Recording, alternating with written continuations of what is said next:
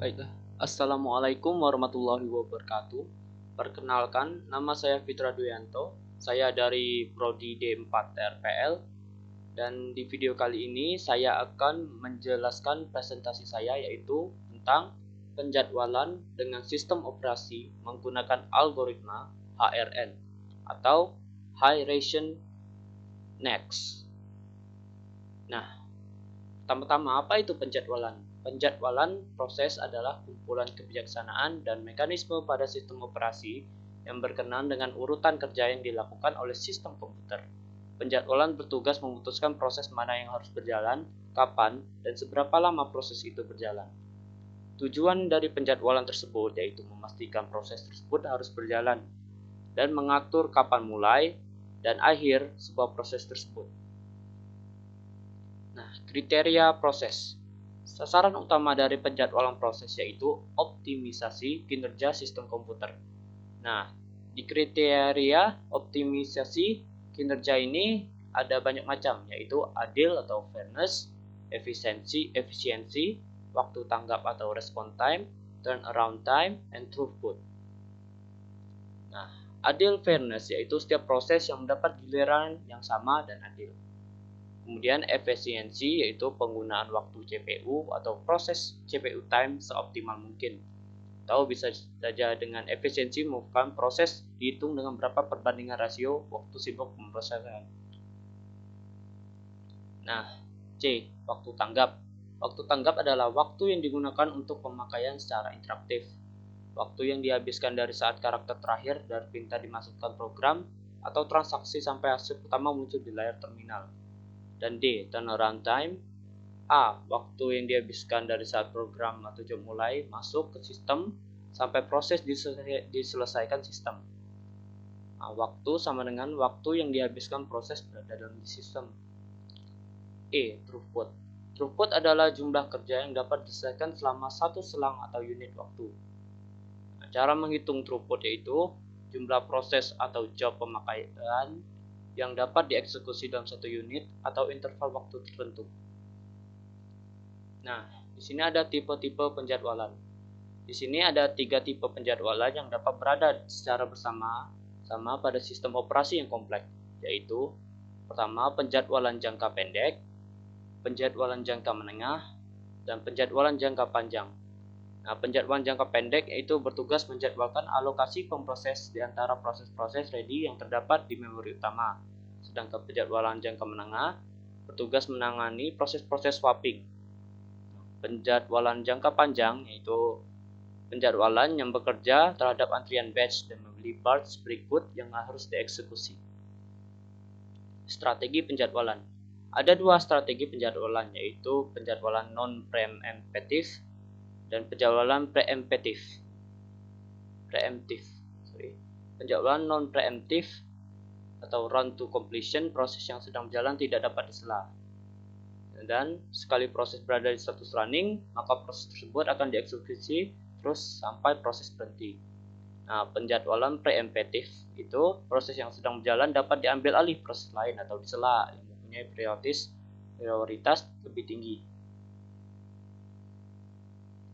Nah, algoritma penjadwalan. Di sini sama juga ada strategi non-preemptive dan strategi preemptive. Di sini strategi non-preemptive ada FIFO, first in first out, first come first serve, shortest job first, highest ratio next, multiple feedback queries. Dan ada strategi preemptive yaitu round robin, shortest remaining first, priority scheduling, and guaranteed scheduling. Nah, di video kali ini kita akan membahas tentang high ratio next. Nah, algoritma high ratio next. Apa itu high ratio next? High ratio next merupakan strategi penjadwalan dengan prioritas proses tidak hanya merupakan fungsi waktu layanan tetapi juga jumlah waktu tunggu proses. Begitu proses mendapat jatah pemproses, proses tersebut berjalan sampai selesai. Algoritma ini adalah pengembangan dari SJF non-preemptive. Nah, apa sih keuntungan menggunakan HRN? Nah, penjadwalan berprioritas dinamis dan berfungsi juga untuk mengoreksi kelemahan pada algoritma yang sebelumnya digunakan yaitu SJF atau ya SCF. Nah, sifat dan kekurangan atau kelebihan HRN. Sifat HRN itu ada dua, yaitu non-preemptive dan prioritas dinamis. Nah, jika ada proses CPU non-preemptive itu jika ada proses CPU telah dialokasikan untuk sebuah proses maka tidak dapat diberhentikan. Dan prioritas dinamis merupakan mekanisme yang menganggap perubahan lingkungan sistem operasi. Nah, prioritas awal yang diberikan ke proses mungkin hanya berumus pendek, disesuaikan ke nilai yang lebih tepat sesuai dengan lingkungan. Nah, apa sih kelebihan dari menggunakan HRN ini? Yaitu ada responding time cepat, setiap proses akan mendapatkan layanan yang seimbang, tidak terjadi starvation atau kelaparan. Nah, kelemahan dari HRN ini akan terjadi overhead akibat schedule harus mengetahui atau memperkirakan service time proses-proses yang akan dieksekusi. Nah, contoh pengerjaan. Nah, di sini kayak saya ada soal. Dari tabel proses di atas kita ketahui bahwa di sini ada tabel dan kita akan mengubahnya menjadi tabel ini, jadwal di atas. Jadwal HRN. Dari tabel proses di atas kita ketahui bahwa job dikerjakan pertama kali adalah yang tiba pertama kali. Maka di jadwal proses pertama-tama yaitu di situ ada nama proses A, B, C, D, E, E. Nah, ada waktu tibanya 0 sampai 4 dan lama eksekusinya yang beragam 4, 2, 5, 8 dan 4. Nah, dalam pengerjaan HRN itu kita ketahui bahwa job pertama adalah yang tiba pertama kali yaitu A. Nah, siapakah proses selanjutnya?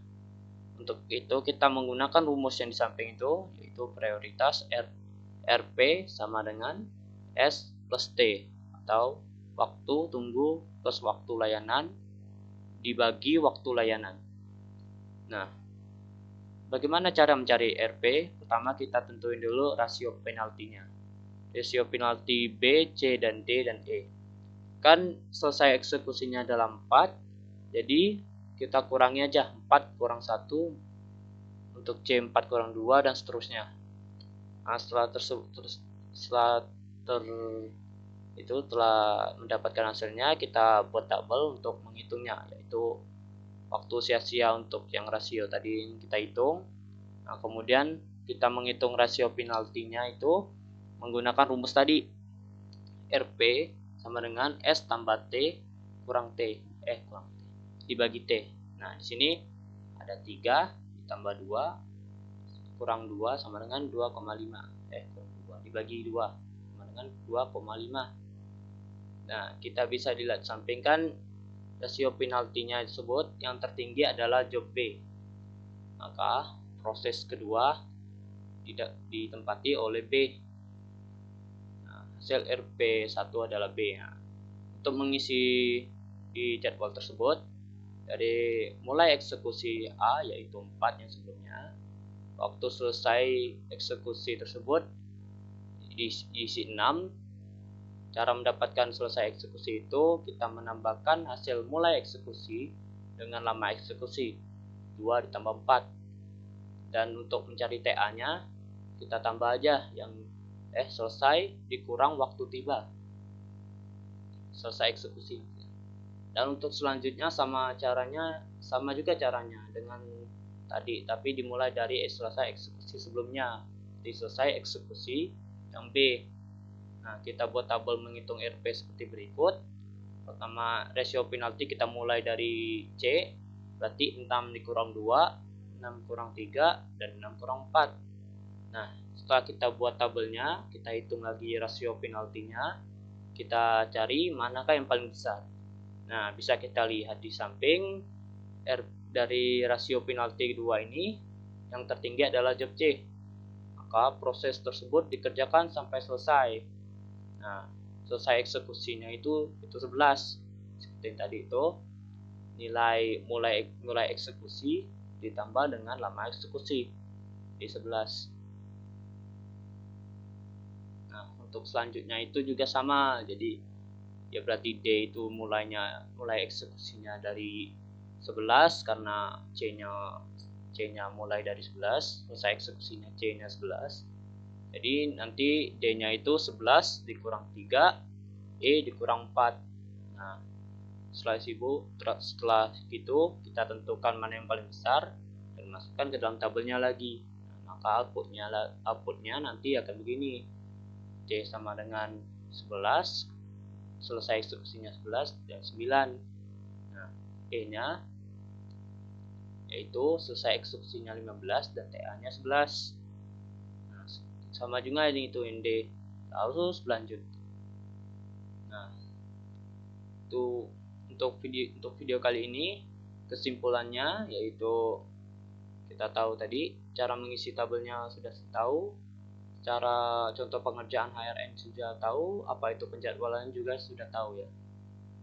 Nah, kesimpulannya itu sudah kita bisa tanggapi lah bahwa HRN ini mengurutkan penjadwalan sesuai dengan yang tertinggi atau high ratio atau rasio yang tertinggi. Nah, itu aja di video kali ini. Untuk lebih memahami, kalian bisa lihat lagi ulang-ulang video ini. Nah, maaf jika kalau saya ada salah atau salah omong, salah bicara atau cakap. Mohon maaf. Untuk selanjutnya saya mohon bimbingannya. Wassalamualaikum warahmatullahi wabarakatuh.